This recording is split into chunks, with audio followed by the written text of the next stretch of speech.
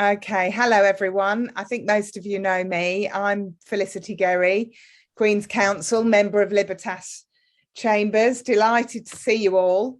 I'm going to, in a moment, hand over to our expert. We've got 68 people registered for this event and not so many here. So I am going to just keep rattling on for a little while to give a few people more time to arrive, given that we had so many people. So for those of you who are here on time, thank you very much. We'll just hang on a little bit longer to see if a couple more people arrive. So I make it 1 minute past 6. So if we hang on till 3 minutes past, a couple of minutes before we start, and then we'll just crack on.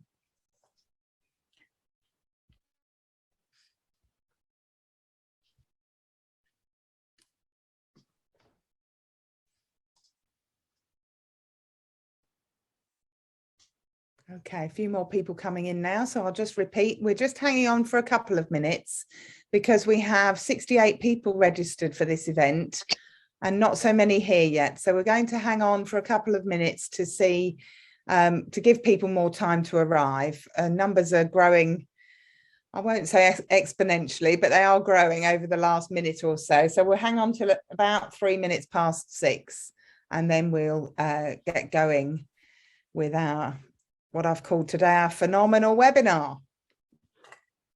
I think it is. Okay, so 2 minutes past now. We'll just wait 1 more minute to see if a few more people can arrive.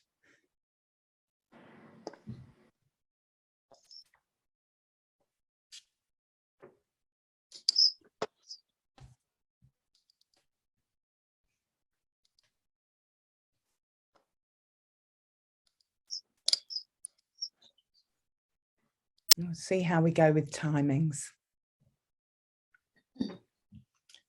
Okay, I'll make it 3 minutes past 6 now, so I think we'll give it a start. We'll get going. So I'll repeat myself, obviously. Hello, everyone. I'm Dr. Felicity Gerry, Queen's Counsel. Most of you will know me as Queen's Counsel in Libertas Chambers. I'm delighted to welcome you to our webinar this evening, loosely titled Women in Terrorism, but specifically to enable us to hear about the research of Dr. Gina Vale, who is a Senior Research Fellow at the International Centre for the Study of Radicalisation. I've seen one of her presentations.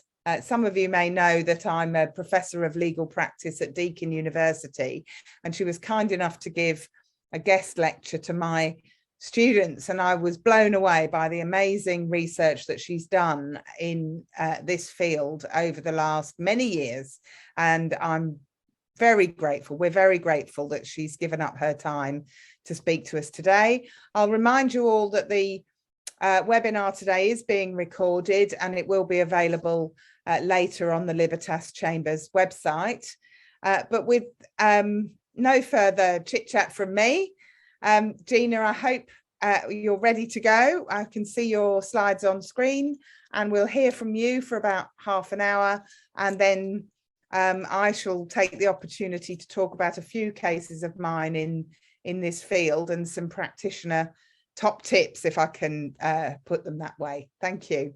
Gina, over to you. Thank you very much for the introduction. Thank you for having me. I don't know where everyone's based. I'm UK based, so good afternoon / evening. I have the pleasure of being able to talk about my research, which is something I love. I think as all academics, we obsess over our areas of interest, so it's a great opportunity to discuss my research. This is based on extensive field work that I have conducted in northern Iraq and Iraqi Kurdistan, as well as extensive archival and document-based research on Islamic State. I want to discuss women in Islamic State in particular, but through a gender lens. So trying to uncover the power dynamics surrounding men, women, and in some cases, children's involvement within the group. So first of all, I have to often make an argument as to why gender actually matters when we talk about terrorism. Gender does not equal sex, but it's the norms, stereotypes, and expectations around being a man and being a woman. So these are not biological markers from birth, but these are socially constructed and they are interdependent. Gender does not equal women either. We're not talking just about women, but we're talking about how men and women interconnect and the dynamics behind the expectations that are put onto those bodies, those individuals, those identities that we have both within our societies, and then we can look at within terrorist organizations. So how do these power dynamics help us to understand groups such as Islamic State? Well, certainly we can see how gender is a part of the group's core objectives and how they communicate those objectives through their narratives, through their propaganda, both to their own supporters and to internationally their friends and foes, you could argue. It's integral to a group's ideology, how it foresees the roles that men, women, boys, and girls can play, how they fulfill those roles, the purpose that they serve, and therefore the tactics that a group can use. Why certain individuals deployed in certain circumstances, certain areas, certain roles might be more effective than others. And I'm going to get onto that a little bit later when talking about women's militancy and female combat. But it's also not just from an organizational perspective that we need to understand gender, but from an individual as well. These are two interconnected frames which we need to be able to analyze and understand a group such as IS. So from the top down, you have a group that is trying to make space and trying to strategically use the individuals that it has recruited. And from the bottom up, you have individuals wanting to belong. In some case, they are forced into it, but I'm going to talk specifically about those who have voluntarily joined the group. Why do they do this? Well, we talk about push and pull factors, and I'll discuss that in a second. Some words of caution. Of course, with a group such as IS and other extremist organizations, we need to look at the difference between rhetoric and action, their narratives versus the reality on the ground. How do we find out what reality is? Well, this is where we need to look beyond or outside of the box, not just looking at administrative documentation or propaganda, which is often shared within the media, but actually speaking to individuals that are connected in different ways and at different levels to the organization. So individuals that have joined, individuals that interacted with members on a daily basis, and those who were forcibly recruited, or in the case of IS, even captured within the group's territory. All of this put together can enable us to better understand and therefore to respond to a group such as IS. And so when we have a more holistic view of a group, we can build together not only evidence, but apportion accountability. And so this is definitely more in Felicity's bailiwick, but certainly this is something that I look at when we discuss the Yazidi genocide. And I'll touch on that a little bit, but happy to take questions on it in more detail as well. So when we deal with radicalization, so look at is how a group such as Islamic State, and when one thinks of Islamic State, one often comes to the conclusion that women are oppressed or limited in their capacity, or by nature, it would seem strange for women to find a group such as Islamic State appealing. So how does the group appeal to women? Is that different, or is it the same to men? And of course, we can break that down even further, women from different ethnic groups, different countries, different ages. But certainly there are some trends that we can see in gender lines. First of all, with what we call the push factors and pull factors. I like to think of this as a seesaw. Most importantly, it's unidirectional. On the one hand, you have something pushing someone out of their worldview, their country, their society, their community of origin. And on the other hand, you have something pulling on the other end. So the seesaw is tipping only in one direction. The pull is to address those grievances, find solutions for the problems, and to draw that individual into the new worldview, the new imagined society or community that that group is seeking to create. Certainly, this was the case in Islamic State. The push factors that they were connecting with were grievances that we can see highly gendered. And I've put some examples on the right. individuals who might find that they are themselves victims of injustice, discrimination, in some cases Islamophobia within their countries of origin. So they, for some reason I've been muted. Hopefully we lost you for a moment there, Gina. I don't know what happened. I didn't touch anything. I can hear you again now. Okay, thank you. Perfect. So an individual might feel victims of discrimination, injustice, in some cases Islamophobia, and that connects to a broader frame in which they view their place in society, their society of origin. For example, if you look at the UK domestic and foreign policy, particularly in recent history, their involvement with the invasion and subsequent occupation of both Iraq and Afghanistan, Muslim majority countries, you can see how someone can connect their individual grievances and experiences of injustice with broader frames in which they feel that they are victims of a supposed war against Islam. These are the narratives that IS is trying to push out, that fighting for justice, fighting for one's own right is only acceptable in society of origin if you fit that frame, if you belong. And that's certainly the case you can see on the right with Dr Gina. He was one of the first British recruits to join IS, and he actually came from Portsmouth down south, which is where I'm originally from. This connects also to ideals of masculinity and femininity. So if Dr Gina is talking about the ability to fight, for women in particular, they discuss on social media how their place in society is also affected by themes of feminism, women's roles, women's expected roles, modesty and chastity. These are things that are celebrated in IS and are viewed quite differently in a country such as the UK. They feel that they don't belong. They feel that they don't have a place. And in some cases, women are discussing the ability not to wear, for example, the burqa or the hijab in their community of origin. They feel disjointed. So the pull factors address these. They provide a sense of belonging, they provide a place for them, and also a role for men and women.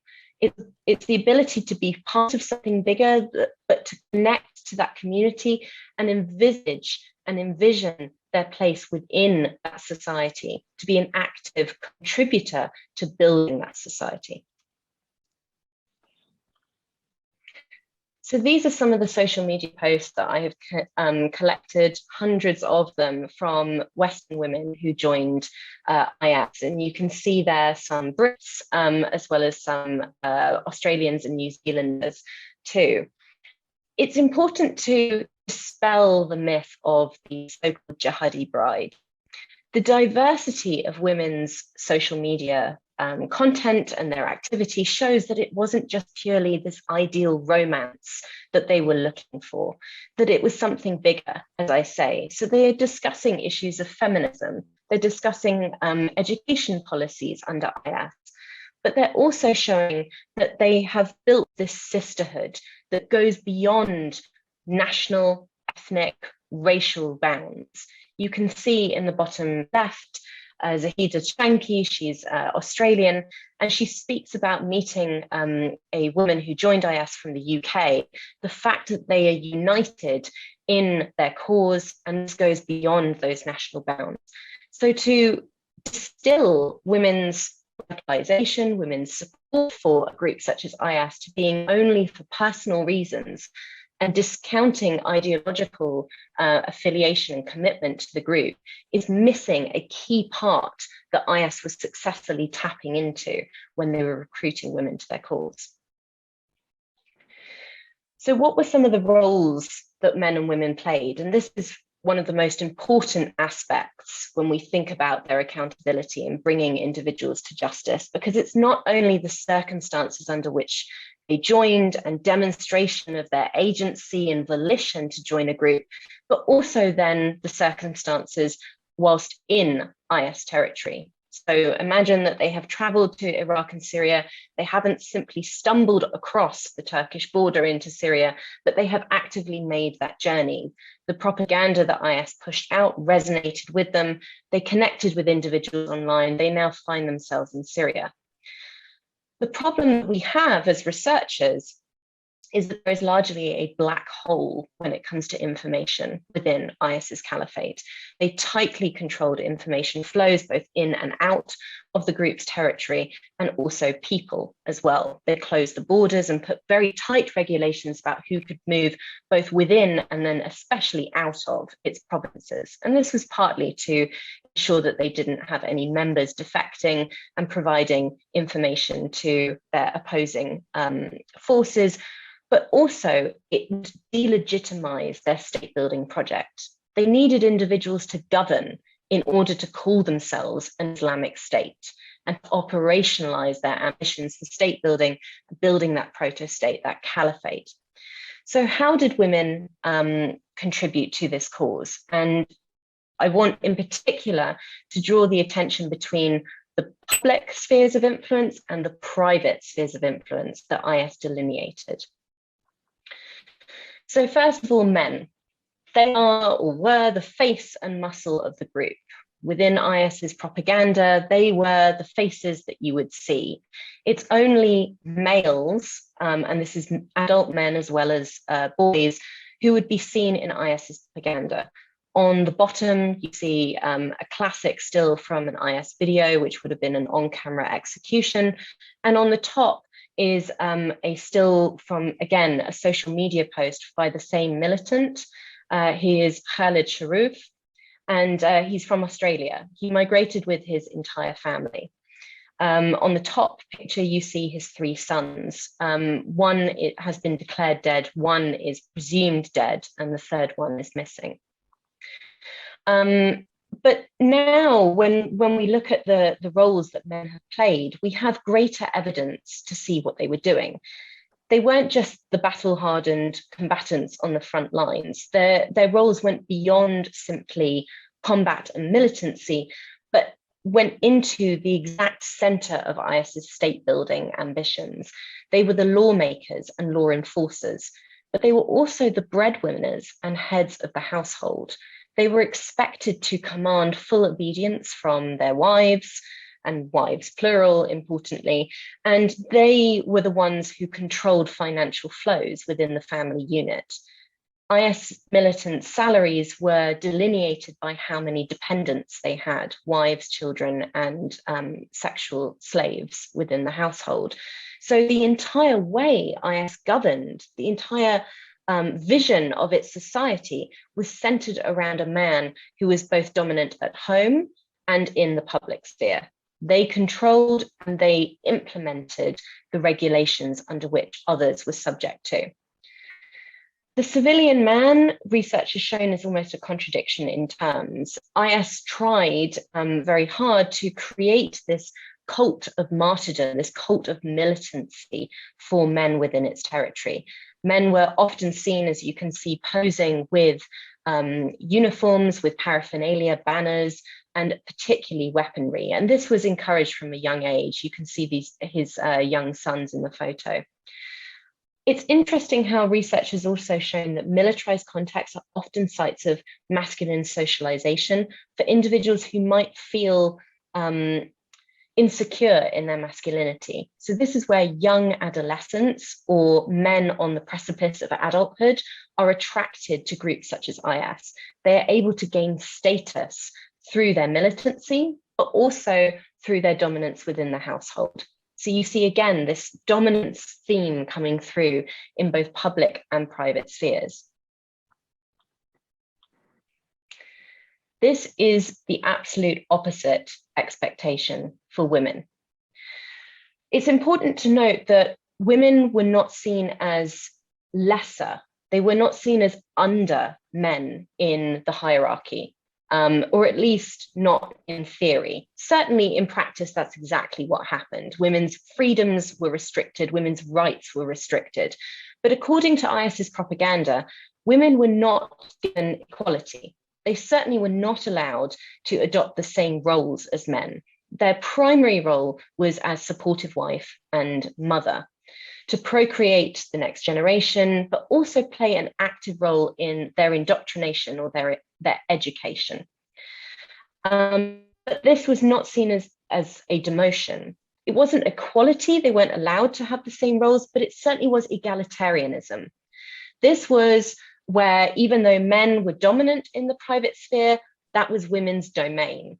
Women were expected to support the efforts of jihad, whether it was fundraising, whether it was cooking for their husbands, whether it was educating their children. These were the auxiliaries of IS's jihad. And so they specifically point out the importance of this role and the fact that it is not a demotion. And this is part of the appeal, particularly for Western women coming and joining IS from countries where they might have greater public roles. This was how IS sold it to them. And you can see in the quote at the bottom left, they talk about the enormity of the responsibility, and the most effective role in raising the Muslim generation is the part of the nurturing mother. So they are really hammering home the importance that women can play. But the way in which they phrase it is also a very protective way, and it reinforces men's militancy and dominance by showing that women would be threatened if they left the private sphere. It's not their case. Not only would they emasculate men by taking on men's roles if they dared to earn an income outside of the private sphere, but also it shows that Western feminism failed them. They shouldn't expect the same roles, but instead they should be complementing men. And this is where we see how gender plays in. It's not looking at men and women separately, but how they are expected to interconnect between themselves, how these roles are meant to complement each other in IS's vision of society.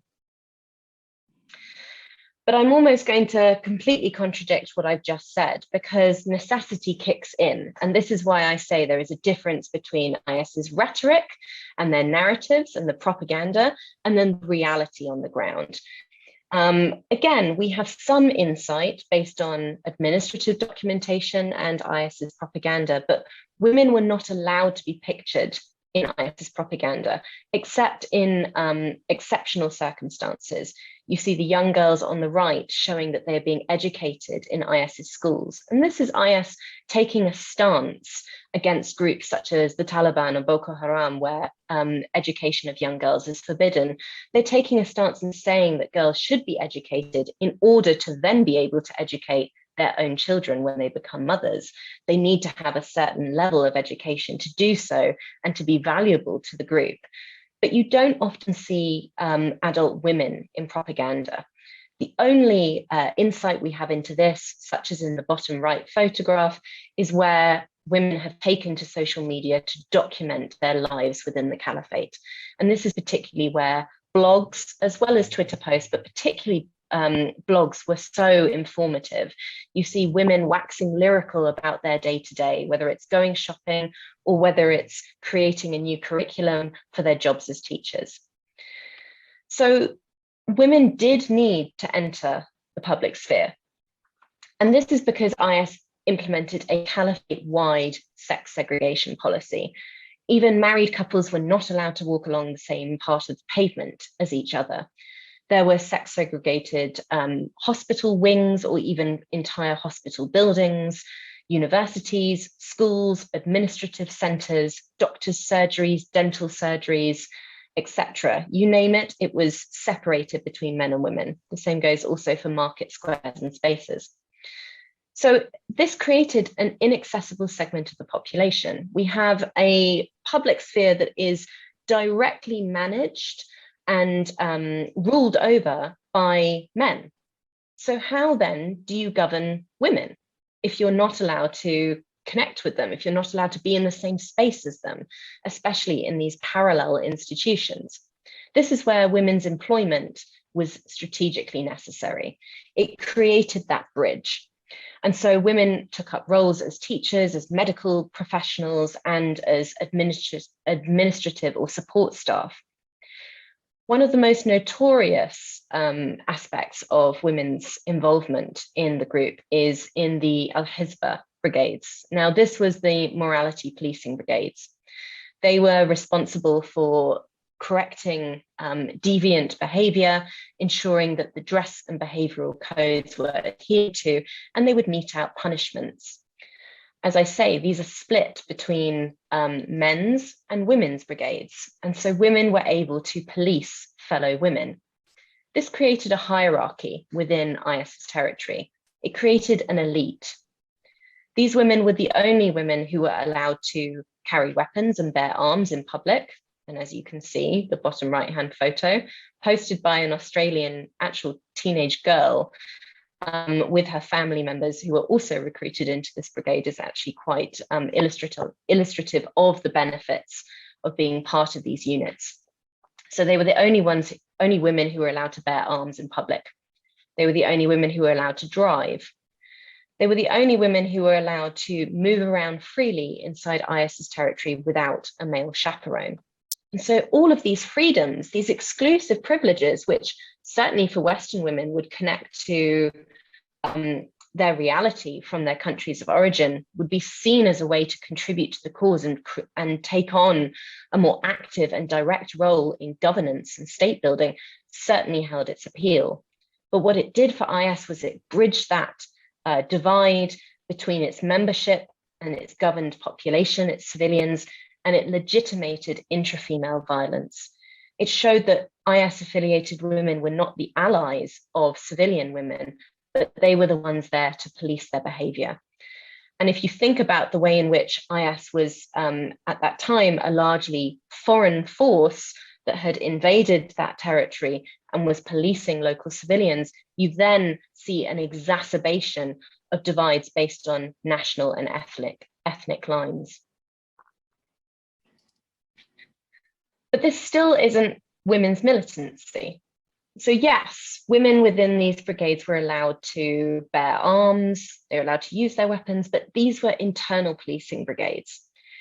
It wasn't until October 2017, so this was 3 years after IS had declared the caliphate in June 2014, that women were allowed to take up arms and engage in frontline combat.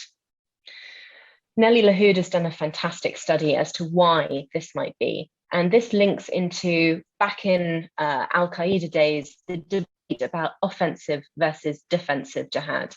In a period of offensive jihad, a group is expanding territory, it's marching through enemy territory, enemy lines, enemy communities, and they are on the victory march. In a period of defensive jihad, that's not the case, but it's not just that they are defending their territory, it's an existential threat to the existence of the caliphate. That's what it means, defensive jihad. Importantly, within these two phases, there is a difference about who is allowed to bear arms. In a period of offensive jihad, women would require the permission of their husbands, and children would require the permission of their parents. In a period of defensive jihad, the necessity for those permissions is removed. So women are almost infantilized. They're put in the same category as children. You're not allowed to fight unless your guardian, your adult male guardian, gives you permission to do so. But in October 2017, they declared a period of defensive jihad. Or I say declared, it was more by a process of elimination, because they allowed women to bear arms. And they gave a very gendered justification as to why women should bear arms. And this again points to the hierarchies within IS's membership. It describes the woman who is on the top in that landscape photograph as a chaste mujahid woman. Importantly, she's wearing the garments of purity and faith. So she's fully compliant still with IS's dress code. And the clincher here is that she's seeking revenge for her religion and for the honor of her sisters. Whilst IS was encouraging women to fight, this was not a right that was bestowed upon everyone. This was also reserved for the elite. They weren't going to arm civilians who they didn't trust, but these were for members of the group who were connected most often through their husbands, who were given arms and allowed to take on frontline combat roles. Importantly, this is the first video on the top right, it's the first video where women were featured in an official IS publication, and this was a propaganda video. That video came out in February 2018, so it was a number of months after IS allowed women to fight. It was the first time that women were shown, even though they were fully compliant with the dress code, and it was slow motion footage. The fact that there was detailed narration describing and justifying a woman being on the battlefield, it reveals that there are tensions within IS's own supporter base, showing that there needed to be a justification for why women would take up arms and therefore adopt a masculine and male role. What this did was it increased women's visualization within the group. And you started to see in IS's last stand in Baghouz in northeastern Syria that there would be posts put out by members that showed women fighting in the trenches and on the front lines, and seeing that their value was within that militant role. What it did was it showed that these women now pose a threat. Up until this point, they were confined to the private sphere. From then on, they were seen to be battle-hardened and a significant and serious security threat that needed to be taken seriously. So where does that leave us now post-territorially? IS lost its final enclave of Baghouz in March/April 2019. That was actually when I was in northern Iraq doing a lot of my field work. So it was interesting having that news come through just across the border from me. But they lost their territory. And so where does that leave women? What is their contribution now if there is no caliphate, if there is no territory in which they can govern or be governed? And how can we see that they can be accountable for their involvement in the group thus far? Well, upon the liberation of Baghouz, the vast majority of women and children were registered within refugee or IDP camps in surrounding villages, including the largest, which was Al-Hol. Various figures, but about 65,000 residents are in Al-Hol. 94% of them are women and children. The vast majority of men and adolescent boys were immediately funneled into prisons, both within Iraq and Kurdish-held territory in northeastern Syria. So within these camp settings, what can and what do they want to do? Well, certainly female combat is impractical. There was mass disarmament upon registration in these camps. So that's certainly not a viable option for women to keep the IS legacy alive. But certainly they can return to their core training and their core cause and role, which is indoctrination and education of children. Within Al-Hol, the largest camp, as I say, around June 2019, so this was a couple of months after the large influx of IS-affiliated persons into the camp, there were around 23,000 school-aged children. At that time, there were only enough UNICEF learning centres to serve around 5,500 of these 23,000 children. So this led to a schooling crisis. And within the private setting of each tent, women were allowed to, or able to, continue their cause, continue the indoctrination and keep IS's caliphate dream alive. In the bottom photo, you'll see young boys crowded around a lamppost where they had raised a makeshift IS banner to create a flag. In July 2019, they were shown in a video, of which this is a still, crowded around that lamppost, chanting Baqia and raising their index finger. The index finger is a symbol of Tawheed, which is Islamic monotheism, and it has become this cult gesture which IS militants use, particularly males, within their propaganda. Baqia comes from Baqia wa Tatamaddad, which means remaining and expanding. This is IS's slogan. Importantly, By nature of the trajectory of IS's territorial holdings, these young children are far too young to have ever attended IS's schools or training camps. This means that they are continuing their education by informal means, and this is where women have played an important role. What you can't see in that image, that you can see in the video, is in the foreground, there is a crowd of women cheering them on. They're encouraging them. It was women who recorded this video and posted it on social media. Women are also continuing other functions within these settings. There are some reports of women fulfilling the function and ideals of the Hizbah, the morality police. There are reports of women burning tents, stabbing and drowning other women who are seen to go against the dress codes or behavioral codes that IS once ruled by in its territory. This means that they have internalized IS's ideals and they are implementing them organically. They are the entrepreneurs. They don't need IS's male leadership anymore. They are acting independently based on their own adherence to IS's ideology. And in June 2019, a group of women somehow managed to smuggle mobile phones into the annex, which is the securitized section of Al-Hol camp, which is reserved for third-party nationals, i.e. non-Iraqis and Syrians. Mobile phones are not permitted in that part of the camp. They managed to smuggle them in and they launched their own online campaign. They called it Justice for Sisters, and it was in English, Arabic, and German.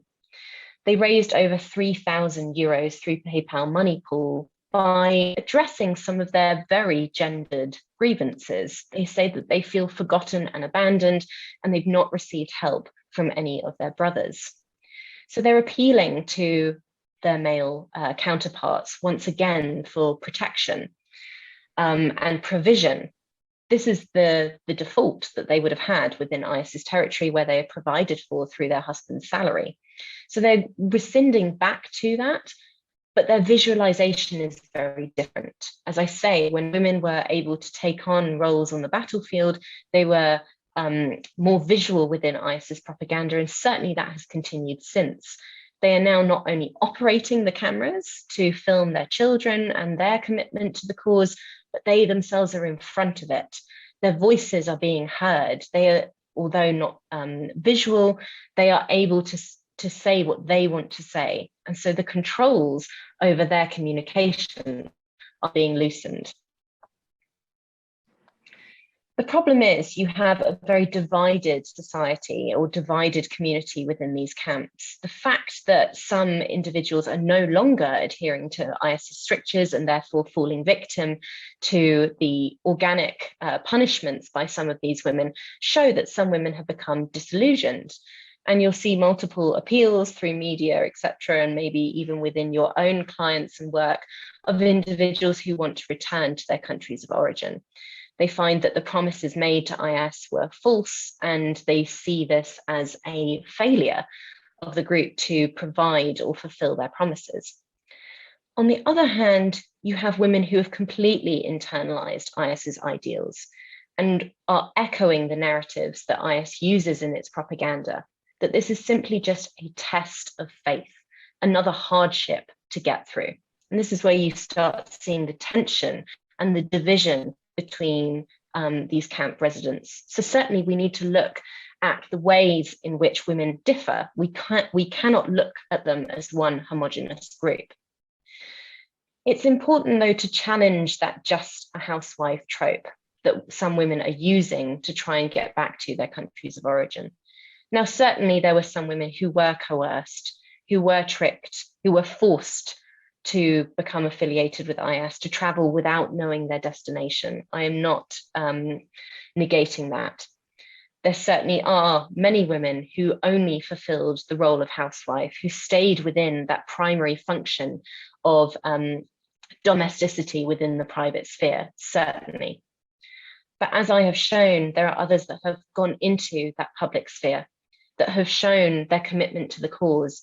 And even as a housewife, they have contributed to raising that next generation, to indoctrinating young children, and to try and instill them with ideas of IS's cause and militarism.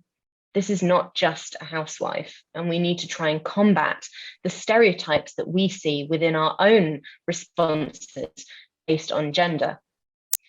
There's been fantastic research that has shown, particularly in America, that women have received lesser sentences on behalf of their gender and on behalf of stereotypes around their roles. So the more information we can gather about women's realities within IS's territory, the better picture we have to dispel those myths. The problem that we have, though, is the evidence. And one recommendation that I have is not just to look outside the box and to draw from women's own social media posts, but actually connect with individuals who interacted with these women on a daily basis. Women who are were captured by IS as slaved or enslaved populations, women who were governed by them as civilians. These women interacted with them in markets, in some cases as Yazidis taken as slaves into these homes. They have a unique insight into the private relations and activities of these women, and of course their wider families. In many cases, and the Yazidi women that I have interviewed, they want justice, but justice doesn't mean a conviction or cursory trial and execution in Iraq of someone who is given blanket membership as their charge. They want justice for the wrongs that have been done to them and to their communities. And so this is where awareness raising and greater accountability for the crimes that have been committed by the Yazidis is one way that we can build a better evidence base, and also to diversify who we see as perpetrators. Women should not just be viewed solely as victims on behalf of their gender and the stereotypes that we have and biases that we have within our societies and our systems, but also understand that women can be perpetrators, that genocide, war crimes, crimes against humanity, and even contribution to rape is not just a male preserve. So I'm going to leave it there, and thank you very much. I welcome discussion and questions. Thank you, Gina. Thank you very much for giving us the benefit of your work and to understand the field work that you've done.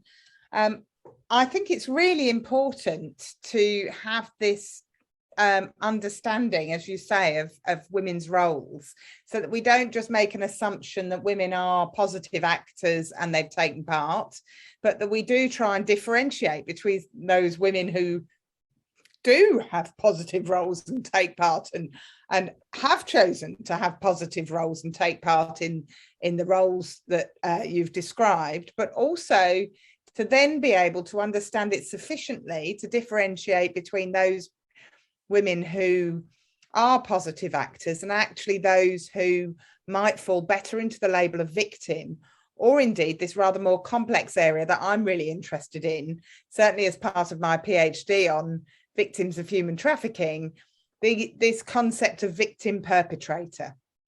So certainly for those of us working as practitioners in this area, it becomes very important for those of us who I've certainly defended in terrorism trials involving where the ideology is alleged to be extreme Sunni Muslim, and I've defended in a trial involving an ideology said to be on the cusp of Nazism, or at least far right ideology, settled politics. So where you have a terrorism charge or where you have an investigation in relation to terrorism, what happens is you're investigating the motive for the conduct. So if the conduct is a homicide or an attempted homicide charged as terrorism, because the allegation is that it includes that motive, which is that ideology.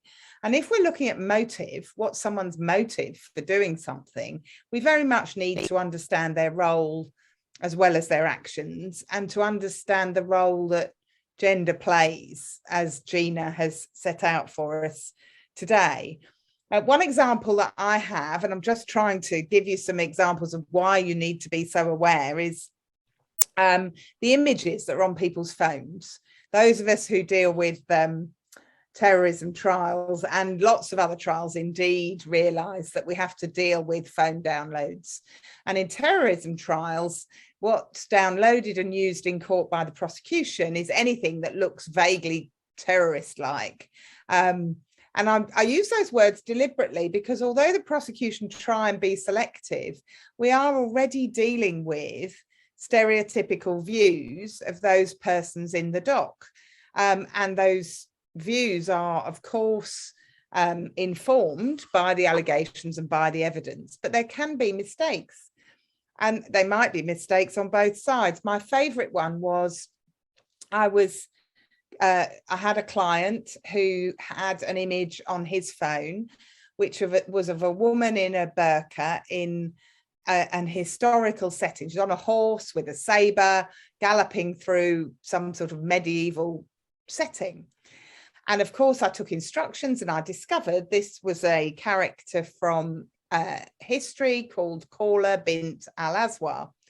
And I found an article on her from the internet and it said, have you heard of this badass female warrior? So it's one of my favorite days in court that I got to say badass female warrior on the transcript of the trial. And historically, at least, she was the equivalent of Joan of Arc. Now, I'd never heard of her. And she's been really interesting to find out about. So one argument is, of course, that's got nothing to do with radicalized extremism. Another argument is actually these types of images are used as to indoctrinate people. And another argument is your client doesn't know what he's got on his phone. You can have all of those things, and you really have to understand the difference between Islam as a religion or right-wing politics separate from far right-wing politics.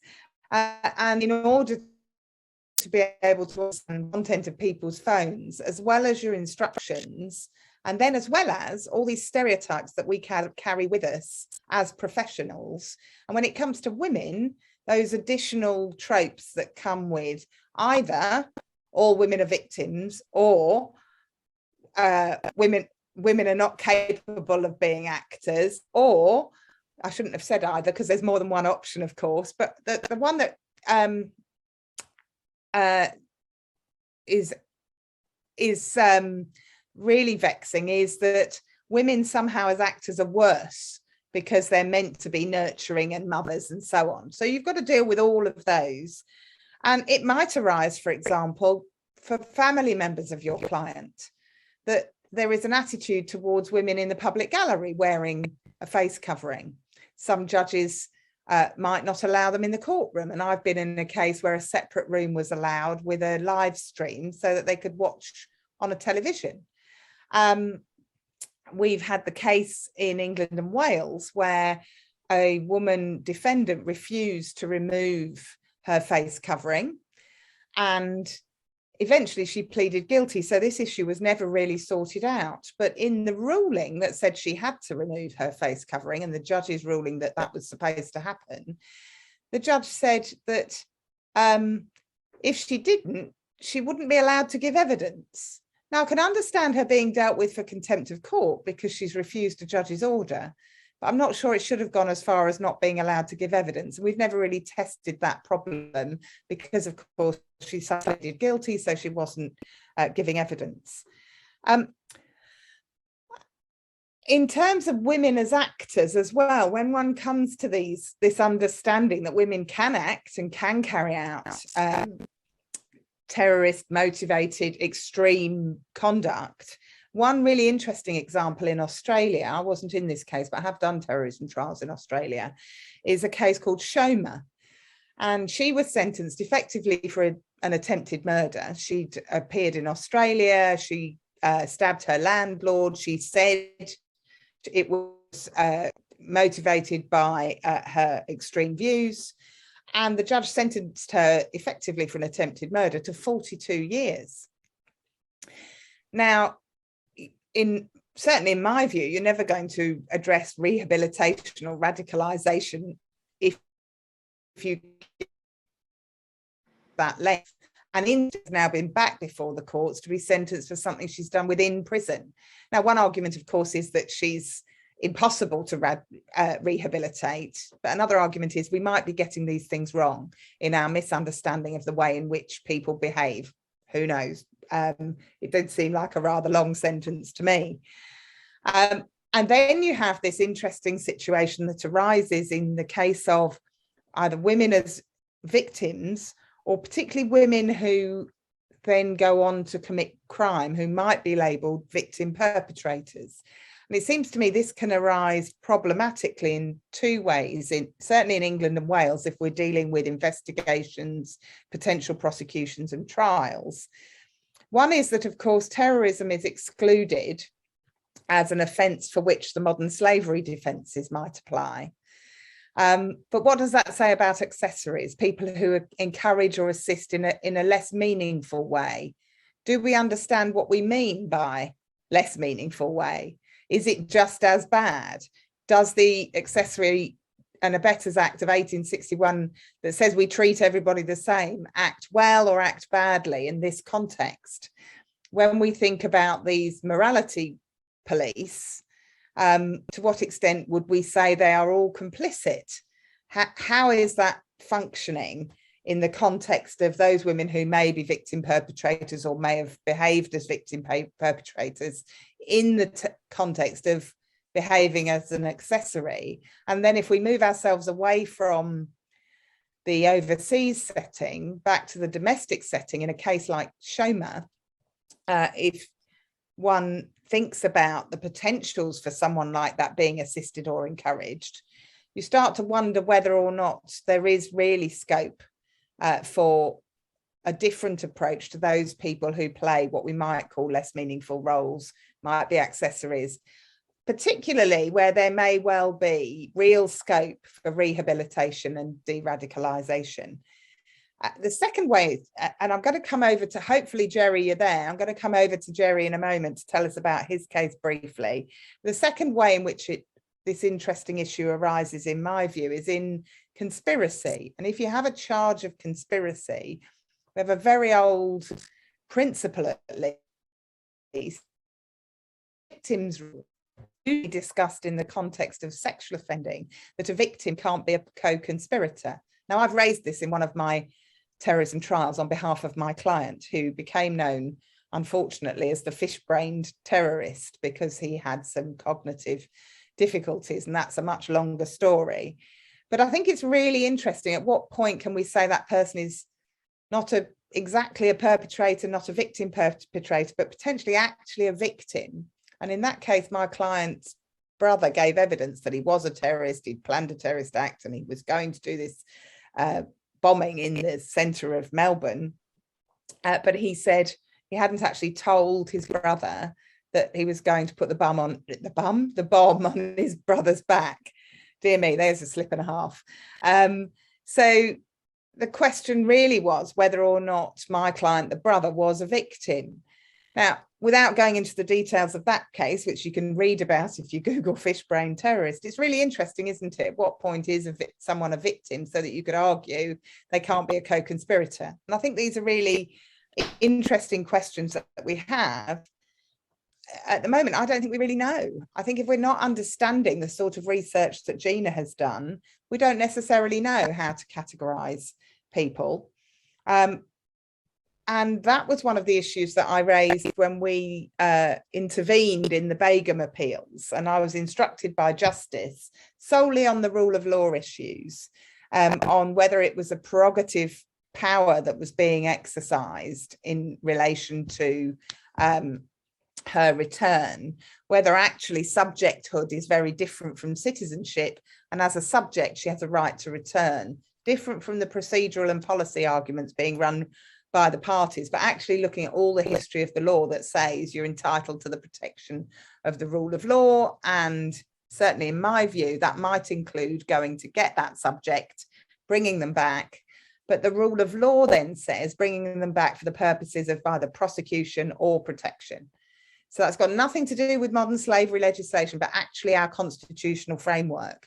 And if that's going to work properly, to be responsible for our subjects in camps like Al Hol, we do need to sort out who are our subjects and what protection are they entitled to, in the sense of protection of the rule of law, so that we take responsibility for our subjects, prosecute some, treat others as victim perpetrators and make some decisions around their roles as to whether we should be prosecuting them at all, and treat others as victims. And frankly, my view is, unless we have a system that sorts that out, now that we have the sort of knowledge that Gina is giving us today, we're not really functioning very well, leaving 65,000 people in camps with the sort of problems that Gina has identified.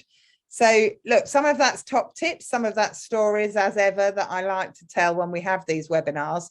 But Gerry, are you there? I'm hoping we can hear from Gerry Hillman.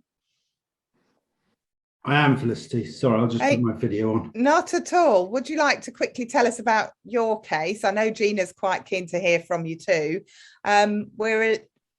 We're 4 minutes, but we started 3 minutes late. So sure, I'll do it in about 5 minutes. You've got 7. It's interesting. Gina's overview deals with effectively as Islamic state, but of course, this whole area of terrorism is, I think, particularly for women, developing pretty rapidly on both the right, extreme right, and indeed Islamic State. And the Begum case that, of course, Felicity, you were involved in, is an interesting point so far as the removal of someone's citizenship, and quite where that will end. I think it still remains in SIAC and ongoing litigation there. But the case I was dealing with was very different. It was a female who got caught up in, as many youngsters have, internet-related extreme right ideology. And rather than looking at this for what it was, I'm afraid it's becoming all too common. The counter-terrorism units are proceeding immediately to charging, and not really looking at what someone is saying when it comes to whether they are a victim of trafficking. And that really lay at the core of it. I'm not entirely sure that the counter-terrorism unit, both the CPS bluntly and of the police, are fully cognizant of the procedures under the what they must do if there's a potential victim of trafficking. And so the defence position at that point becomes all the more important, particularly in my view, terrorism cases. There are a number of individuals now. We see more and more. There was one today, not a female, but a young boy who was sentenced in Liverpool for similar matters. And indeed, terrorism, extremism, right-wing extremism, and victim trafficking issues were all raised in that case in relation to that individual. But going back, really, what should defence solicitors do? It's really having a look at the background. Gina said something that was very important, I felt, for looking at victims of trafficking, and that is talking to those, if there are those, who are close to them, and getting an impression of the individual of what they were like during this period. And that's all too uncommon. I'm finding in 3 or 4 cases I've got ongoing at the moment with young people in particular, that their views are not being taken into account sufficiently so far as modern slavery matters are concerned. So far as the case I was dealing with, one matter I found quite interesting was that there was no real distinction from the prosecution's point of view. This happened to be a very, very young female, the youngest female I think ever prosecuted for terrorism, and it simply went into what I rather regarded as a prosecution conveyor belt. It was simply more formulaic, procedural, as to the way that they were accessing and dealing with this particular individual, which was on one stage upsetting. And if anyone had read her interview as I had, it was incredibly shocking. and so obvious that she was a victim of trafficking, bearing in mind what she was saying. But again, the processes that were put in place, for my part anyway, by those prosecuting the case, was not sufficient. So there's a lot. If we as a group or defence advocates are placed in the position of dealing with a young female, don't expect that there's been any greater overview or oversight, because it's unusual, extremely unusual, far more unusual than young males within the prosecution, that there has been a greater deal of oversight and consideration of matters such as the modern slavery provisions. But there we are. I trust that's helpful. Thank you, Felicity. Yes, thanks, Gerry. So I think in our top tips, if you like, and I'll come back to you in a moment, Gina, we'll see if we've got some questions for you.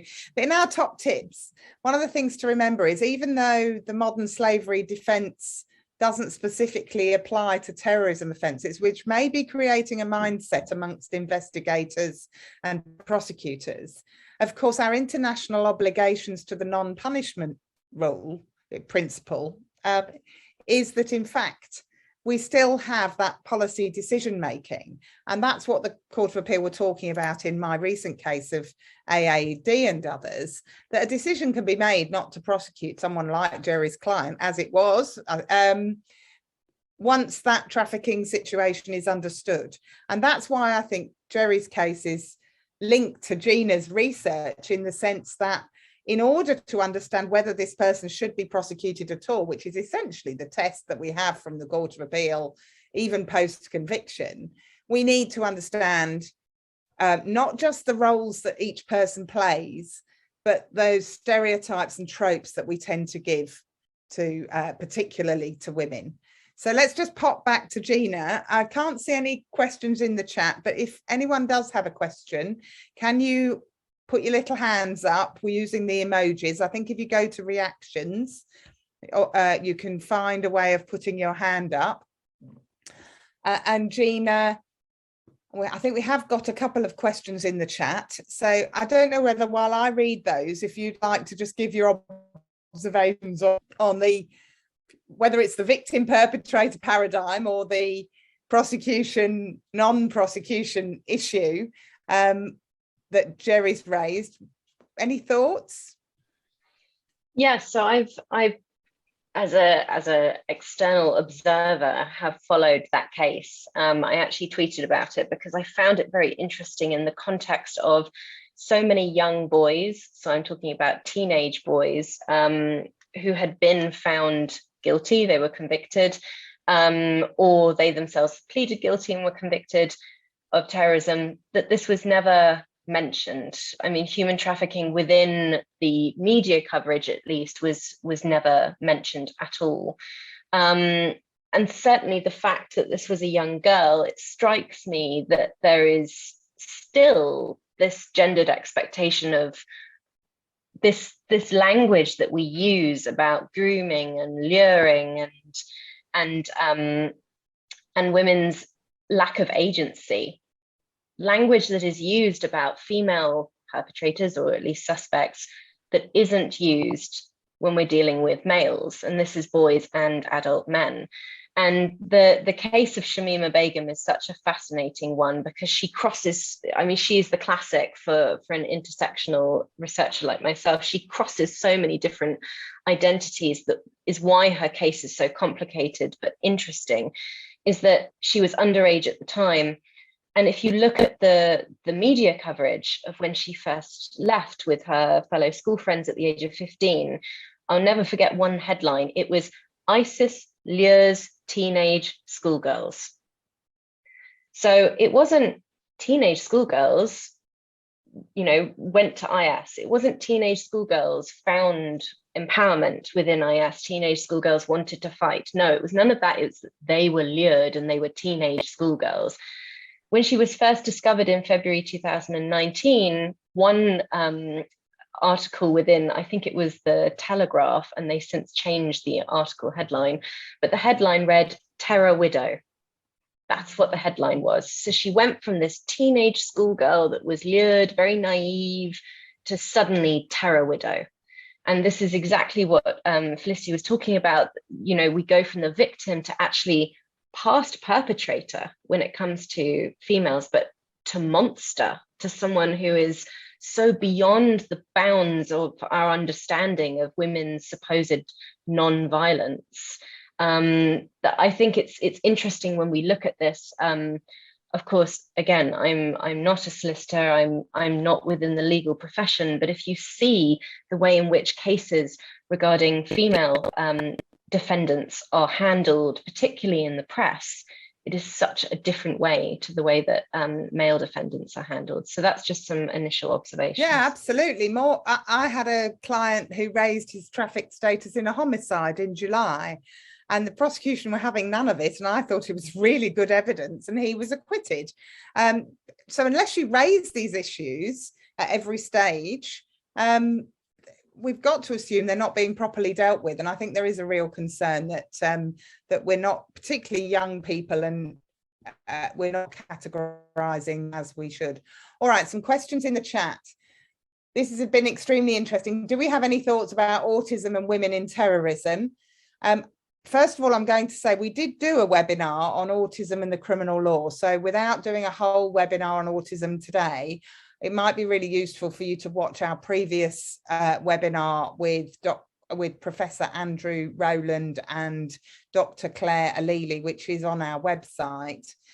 My instinct is that what we're talking about here is an additional factor that one has to take into account. If, as a defence advocate, you are representing someone who appears to be vulnerable, so many people with autism spectrum disorder are not diagnosed and don't even know they have a cognitive diversity, let's put it that way, some form of neurodiversity potentially, or cognitive functional difficulty, that obviously as defence lawyers we have to look for that as well as stereotypes and tropes. But I don't know whether that's within your research, Gina, but were you able to identify people in the camps that you went to as appearing to have difficulties that had not been identified? It's a very broad question, but autism and terrorism? Well, there certainly is a link, and this is a link that I have seen in some of my other research into particularly young teenage convicts within the UK. But that's a separate matter. When it comes to women, and particularly in these camps, it's extremely difficult to discern any neurodiversity or cognitive functioning issues because they are traumatized. Whether women played a role to actively support the group or not, they have still lived through years of conflict, aerial bombardment, for want of a better word, persecution by enemy forces and a global coalition. Now, of course, that's from their worldview, not ours as being persecuted. But it's important to recognize that many of these women are eliciting signs of PTSD, anxiety, and severe trauma. So it's very, very difficult to actually try and pinpoint issues beyond some of the wider problems that they have on account of their situation. Yeah, fantastic. I've just put in the chat a link to Claire Alili's new book, or one of Claire Alili's new books, which is called The Psychology of Extreme Violence, a case study approach to serial homicide, mass shooting, school shooting, and lone actor terrorism. So for those of you interested, I've put the link in the chat. I think I've put the link to the Amazon sales rather than her publisher, so I'm really sorry about that. It's a Routledge book, but I would recommend reading and research. Sorry, I clicked on the quickest link I could. One of the things I remember from reading some of her research is how we make an assumption in sentencing that, for example, in relation to viewing extreme images, that someone with autism is it's aggravated if there are a lot of images or there's been access on a lot of occasions. But one of the issues is actually someone might have a disorder that causes them to be obsessive.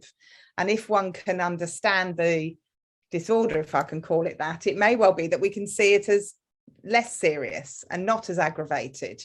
And we're not achieving that either. Without keeping us here for too long. Felicity, can I just mention one thing in relation Yes, to go ahead, Gerry. Just coming back to what Gina said, and it's quite important, linking autism and terrorism, is that it's particularly for teenagers, the lockdown has had a particularly difficult effect on those with autism. It's created the perfect storm. I've currently, I think, got 3 clients, all of whom suspected autism, all of whom fell into extremist potential criminality during the period of lockdown. And so I think there has been a relatively large increase as a result of that. Well, you'll need to read Kez's book as well. Yeah, I agree. Online offending needs to be addressed in the context of neurodiversity. All right, Gina, we'll give you one more question. Let's go for, what do you have an opinion behind why we're not doing this in prosecutions? I'm going to summarize a couple of them. I think we've got one question on victim perpetrators. What are the opinions on victim status and mitigating factors in sentencing? And we're being asked about the ICC approach. I'm going to suggest you read our submission on the Ongwen case. I led an amicus curiae brief on the application of the non-punishment principle in the Dominic Ongwen case. So we're going to do a webinar on that, probably decision.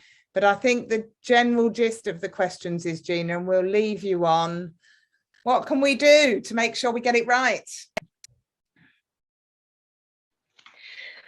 I think most importantly, and this is a very academic thing to say, so you're going to have to excuse me, but I think we need to remember reflexivity.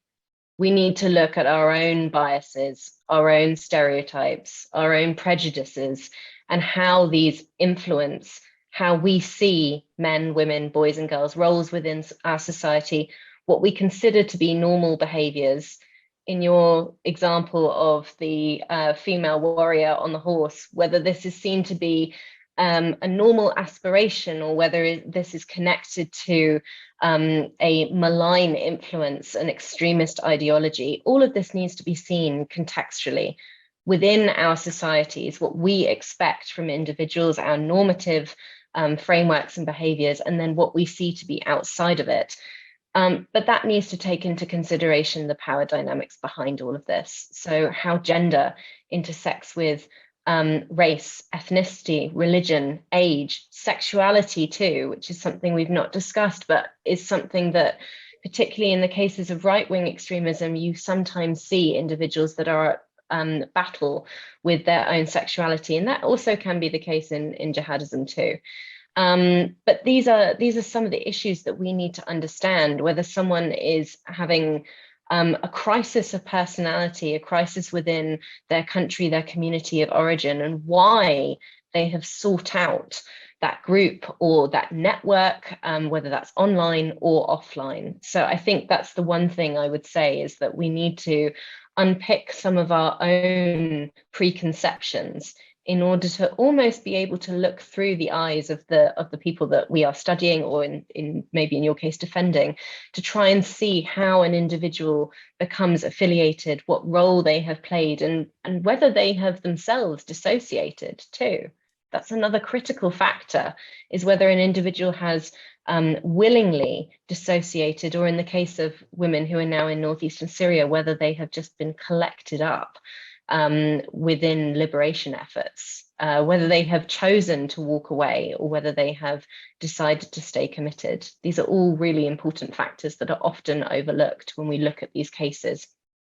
And being left, you know, if we're not sorting out all those people in camps, we're just leaving people not to fix that problem. Right, so I think the message is we have to work really hard, challenge ourselves, challenge our own assumptions, and work really hard on behalf of our clients too, and educate ourselves thanks to Gina's research and everything that we've discussed this evening. So Gina, thank you so much again. Dr. Gina Vale, our expert in terrorism. It's been so interesting and so amazing to hear of all your work, particularly to understand what we have is a woman doing field work in the field of terrorism, which is a fantastic thing to see. So thank you for joining us. Thank you to everyone who was able to attend. For those of you who weren't, do feel free to watch the video when it's up on our website. We'll tweet it out or whatever it is that the techies do. And Gerry, thank you for joining in, and we'll see you all. I should give a quick plug for our next webinar, which is with Dr. Rudina Jazini in June, and she will be talking about victimology in international criminal courts. It's already been advertised on our website and in our newsletters, so I look forward to seeing you then. And I believe I'm not going to guess the date. I've not put it in front of me, but it's on the website. Thank you very much, everyone.